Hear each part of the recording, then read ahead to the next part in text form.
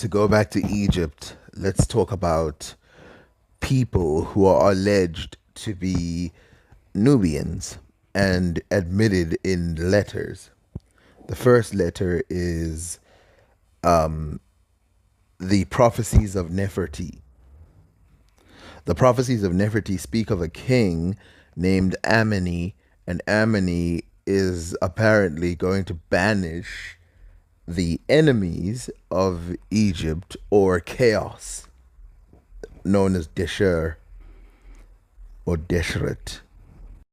Now, keep in mind, this might not be a prophecy, but rather a propaganda letter written to try and justify the pharaonic era of these people because they were not really of royal birth.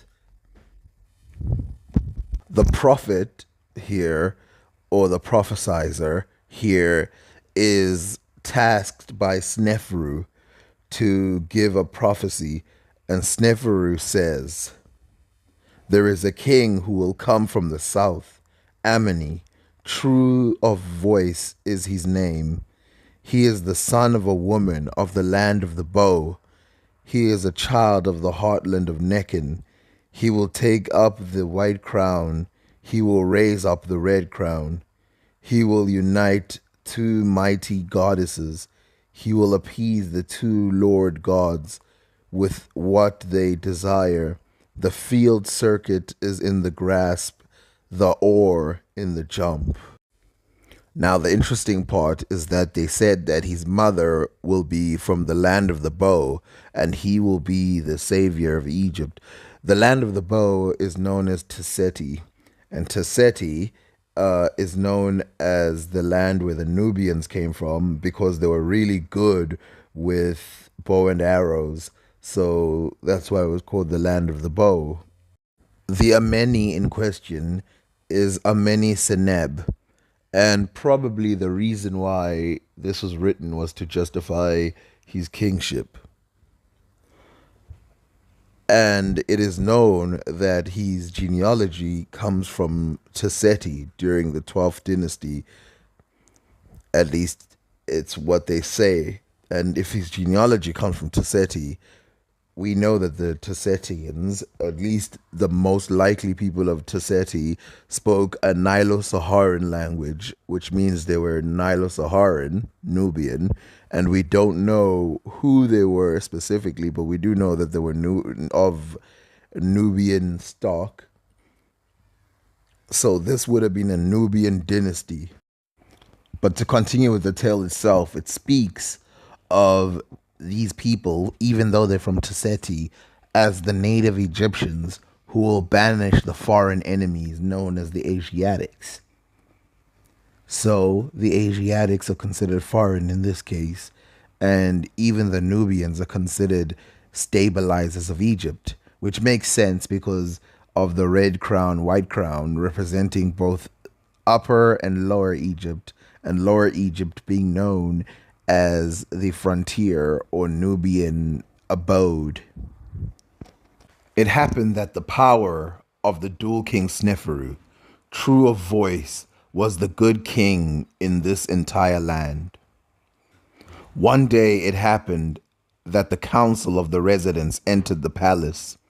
May it live, prosper, and be well for the audience. They emerged after they had made their audience in their regular daily manner. Then his power, may he live, prosper, and be well, said to the sealer who was beside him, "Hurry and bring me the council of the residents that went here for the audience today." Back they were brought at once, and they were on their stomachs in the presence of his power. May he live, prosper, and be well, a second time. Then his power, may he live, prosper, and be well, said to them, "Comrades, look, I have had you summoned to have you seek out for me a son of yours who is wise, a brother of yours who is excellent, a friend of yours who can strike the right chord, who will tell me some fine words, some choice phrases to entertain my power at hearing them. Then they were on their stomachs in the presence of his power. May he live, prosper, and be well. A second time. Then they said before his power, may he live, prosper, and be well. There is a great lector of Bast, a sovereign our Lord, called Neferti. He is a commoner, valiant in his arm. He is a writer, excellent in his fingers. Let him be brought for his power to see him. Then his power, may he live, prosper, and be well, said, go and bring him to me. Then he was brought to him at once, and he was on his stomach in the presence of his power, may he live, prosper, and be well. Then his power, may he live, prosper, and be well, said, come then, Neferti, friend, tell me some fine words, choice phrases, to entertain my power at hearing them. And the lector, Neferti, said, on what has happened, or what is to happen? O sovereign, may he live, prosper, and be well, my lord. So his power, may he live, prosper, and be well, said, on what is to happen, for today is already happened and gone. And he stretched out his hand to the chest of writing equipment, and took out the papyrus roll and writing palette, and prepared to write down what the lector Neferti would say.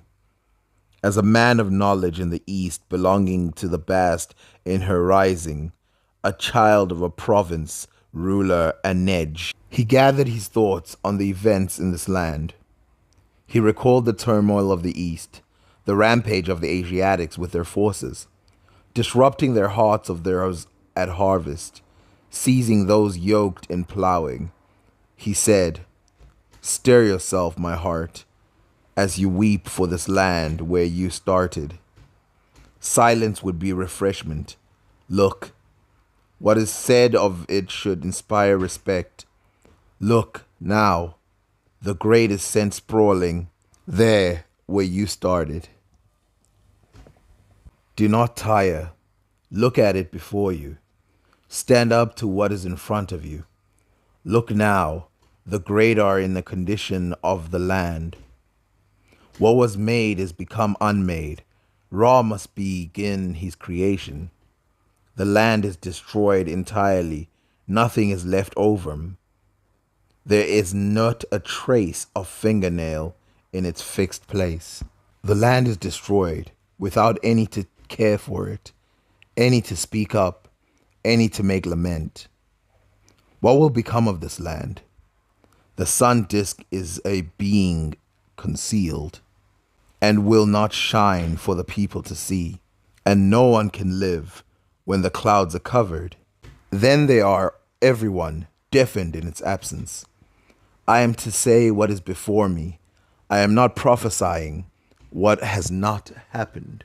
The river of Egypt is dry. The water is crossed on foot. Water is sought for, boats for its sailings. Its course is turned into its shore, its sandbank into flood, the place of water into what should be the place of the shore. The south wind does battle with the north wind. There will be not one wind for the sky. Alien birds will give birth in the pool of the delta. It has made a nest on the delta fringes, even approaching people out of famine. Utterly destroyed are those times of happiness at the basin lakes, with men set to slitting fish, overflowing with fish and fowl. All happiness has departed, flung down in the land of hardship.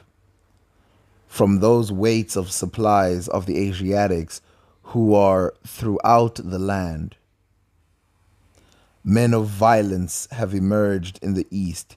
Asiatics are coming down into Egypt. The confines are lost.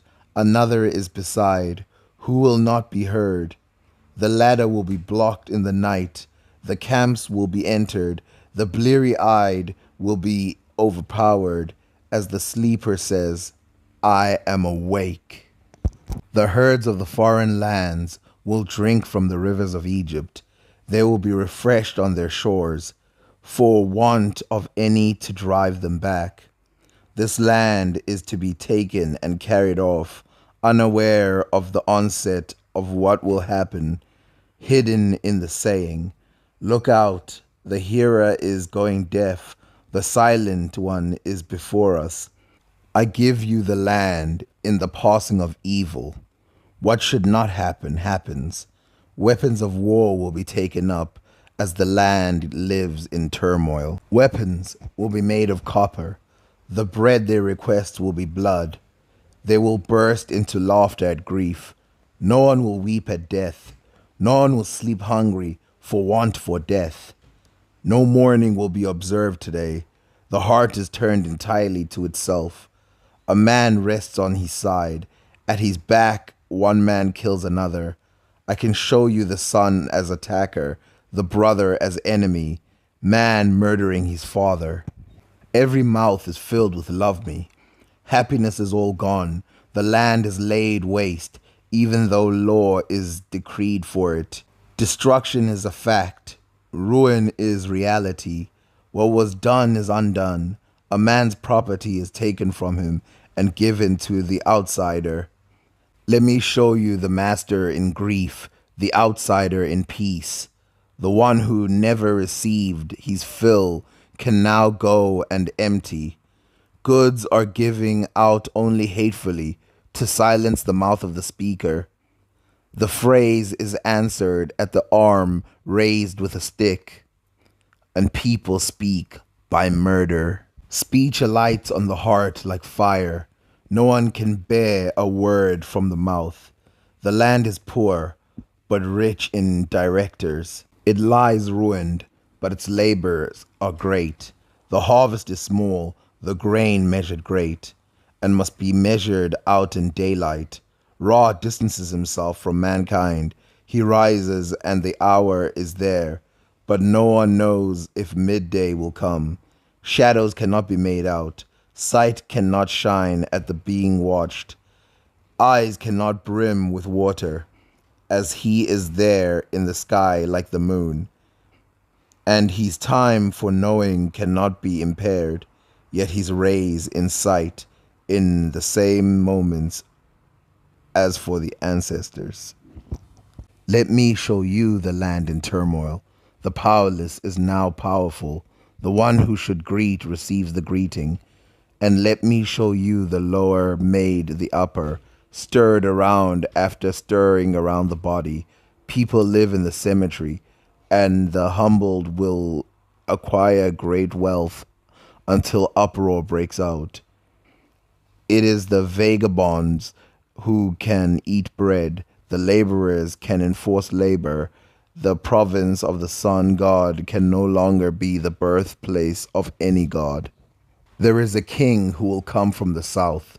Ameny, true of voice, is his name. He is the son of a woman of the land of the bow. He is the child of the heartland of Nekin. He will take up the white crown. He will raise up the red crown. He will unite the two mighty goddesses.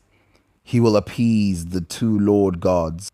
The field circuit is in his grasp, the oar in the jump. Rejoice, O people of this time. The Son of Man will make his name for eternity and everlasting time. Those who fall into evil or plan treason, they will be overthrown on themselves for fear of him. The Asiatics will fall at his slaughter. The Libyans will fall at his fire, the rebels at his force, the evil-hearted at his majesty. The rising cobra who is in the palace will overpower the evil-hearted for him. They will build the walls of the ruler, may he live, prosper, and be well, to prevent the Asiatics from coming down into Egypt. If they request water in the proper manner, to let their flocks drink, right is returned to its place, and evil is expelled. Rejoice, whoever will see, whoever will live in the following of the king. The wise man will pour water for me when he sees what I have said come to pass. Much like I wish you have seen what I've seen in these statements, which is that the Asiatics and Libyans are cast down as foreigners who will be blocked, but Nubians are not mentioned in any way, except when they're mentioned bringing forth this king who will block out the Asiatics and Libyans, meaning that Egypt and Nubia at this time are one, and this dynasty, the 12th dynasty, is occupied by Ameny, who is the pharaoh. Though others have alleged the previous guy I mentioned to be Ameny, it's more likely to be Amenemhet the First, who I have shown in these pictures. He was the founder of the 12th dynasty and basically ruled. And if it is correct that he commissioned this as propaganda, then it's a self confession of being of Nubian stock. Now, this does not mean he's foreign because he also says that he is from Nekin, which is in Egypt. Not only does it not mean that, there is no distinction made of the land of the bow as a foreign area to Egypt. In fact, it seems like he is pushing back on other foreigners as the Asiatics and Libyans and claiming that Tasseti, a man of a Tasseti woman, is going to bring order and not chaos. Something that I also noticed about this is it's almost like a lot of these predictions had to do with today, where the Asiatics take credit and south is north and north is south. That's happened. These predictions seem like they happened. I put these pictures up here also to remind you that the physical appearance of the ancient Egyptians are damn near African to the tor. And of course, this is denied, so we need more evidence, which is why I keep bringing up all these written records so that I can show you that there isn't just a piece of evidence, there is a mountain of evidence. And this is only one king. I can bring like 30 others, not 30, but a plethora of others who are written about and have either quote unquote Nubian mothers, or they have admitted their skin is black.